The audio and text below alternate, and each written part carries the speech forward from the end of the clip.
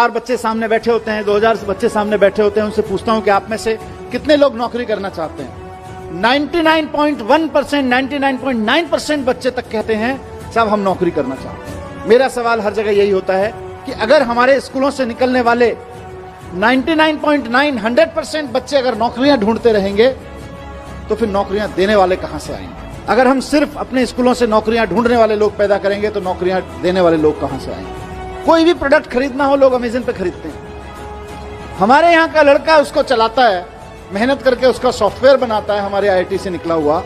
हमको खाली तनख्वाह हाथ में आती है देश को, देश की इकोनॉमी को, और अमेरिका को सारी दुनिया के जितने भी लोग उससे अमेज़न को यूज करके कुछ खरीद रहे हैं, उसका सारा प्रॉफिट अमेरिका में चला जाता है। फिर हम कैसे उम्मीद करें कि अमेरिका के मुकाबले हमारी देश की इकोनॉमी बढ़ेगी? देश की इकोनॉमी को जॉब सीकर्स आगे नहीं बढ़ाते हैं, देश की इकोनॉमी को जॉब प्रोवाइडर्स आगे बढ़ाते हैं। दोनों चीजों में, इकोनॉमी के पॉइंट ऑफ व्यू से भी और जॉब के पॉइंट ऑफ व्यू से भी।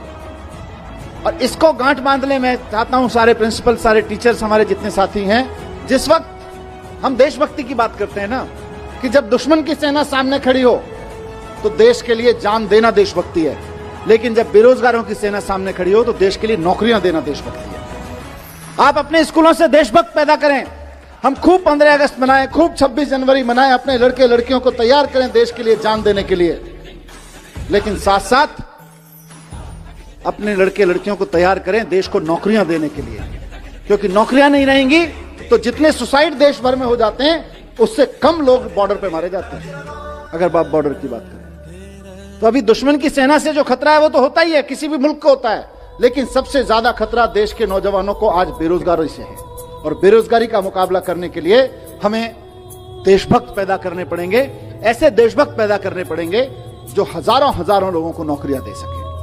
हम चाहते हैं कि बच्चे का डर निकले, हम चाहते हैं कि बच्चे के अंदर कुछ नया करने की, कुछ बड़ा करने की हिम्मत पैदा हो। और अगर बड़ा करने की, नया करने की, कॉन्फिडेंस के साथ क्रिएटिव तरीके से करने की हिम्मत पैदा होगी तो ना सिर्फ ये अपने लिए बल्कि हजार लोगों के लिए और नई नई नौकरियां क्रिएट करते रहेंगे। 10 साल में 50,000 नौकरियां क्रिएट करना छोटी बात नहीं है। देश की सारी सरकारें मिलकर 10 साल में 50,000 नौकरियां क्रिएट नहीं कर सकती हैं, जितना एक लड़के ने खड़े होकर करके दिखा दिया। या एक छोटे से मतलब क्या आईआईटी के ग्रेजुएट ने 10 साल के अंदर खड़ी करके 3-4 लड़के मिले, ये लोगों ने करके दिखा दी।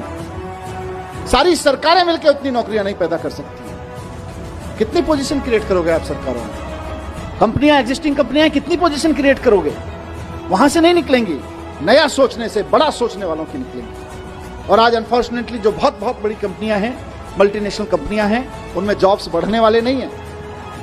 वहां तो जॉब्स बड़े लोगों को आईआईएम से निकलने के बाद, आईआईटी से निकलने के बाद इसलिए दिए जा रहे हैं कि भाई हम आपको 5 लाख रुपए का पैकेज देंगे, आप ऐसा करो कि हमारे यहां से 5,000 लोगों की रिक्वायरमेंट कम कर दो।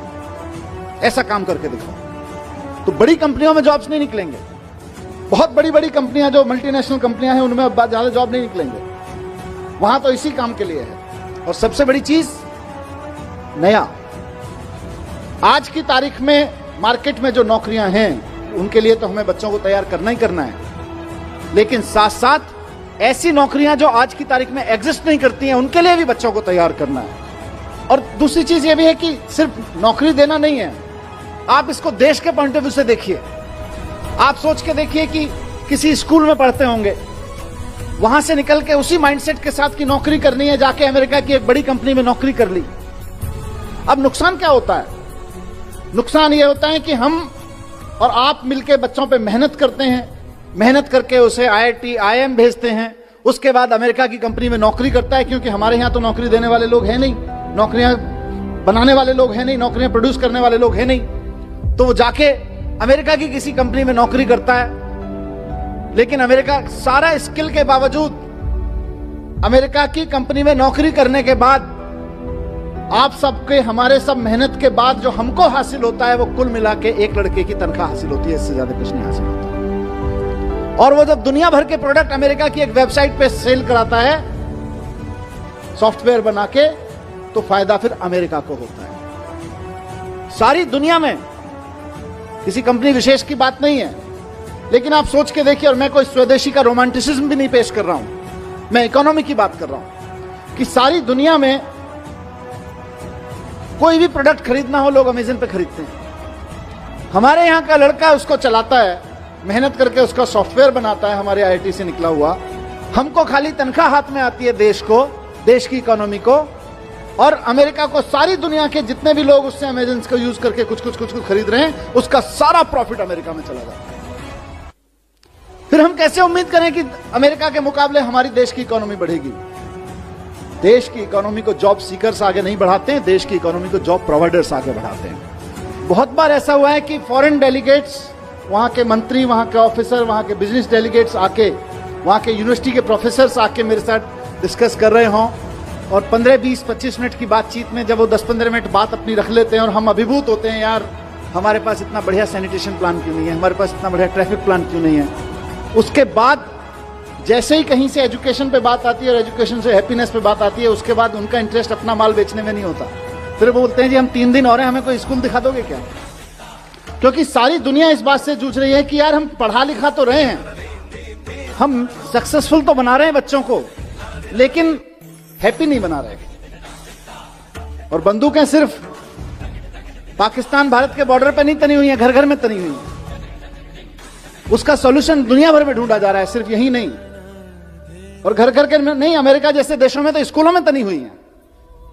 वहां से हैप्पीनेस कैरिकुलम जब दिल्ली के आप सब टीम एजुकेशन की तरफ से निकलता है और सक्सेसफुली निकलता है, तो पूरे देश का नाम रोशन होता है, पूरे दुनिया के लिए एक सॉल्यूशन मिलता है। उसी तरह से आज एंटरप्रेन्योरशिप कैरिकुलम के बारे में मुझे पूरा भरोसा है कि आने वाले समय में दुनिया की सबसे बेस्ट यूनिवर्सिटीज, दुनिया के सबसे बेस्ट स्कूल्स, जो इस बात को लेकर बहुत कॉन्फिडेंट हैं कि आप हमारे यहां बच्चा भेज के देखिए, हम ये सुनिश्चित कर देंगे कि बच्चा किसी भी मैथमेटिकल कैलकुलेशन में गलती नहीं करेगा। हम ये सुनिश्चित कर देंगे कि बच्चा किसी भी ग्रामर, किसी भी ह्यूमैनिटी के सब्जेक्ट के किसी भी कैरिकुलम में गलती नहीं करेगा।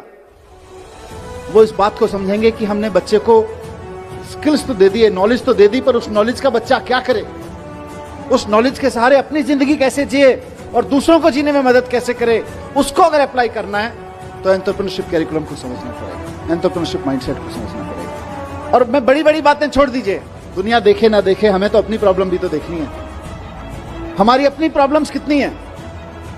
हमारी प्रॉब्लम्स हैं कि आज हमारे यहां लड़के लड़कियों को हम बहुत अच्छा पढ़ा के उनके हाथ में डिग्रियां दे रहे हैं, लेकिन उनकी बेचारों की स्थिति यह है कि देश के किसी भी कोने में अगर किसी सरकारी डिपार्टमेंट में चपरासी भी की नौकरी निकलती है तो पीएचडी, पोस्ट ग्रेजुएट, ग्रेजुएट लड़कों की लड़कियों की लाइन लगी होती है। 3-3, 4-4 हजार बच्चे उसके लिए अप्लाई करते हैं, लाखों लोग उसके लिए अप्लाई करते हैं।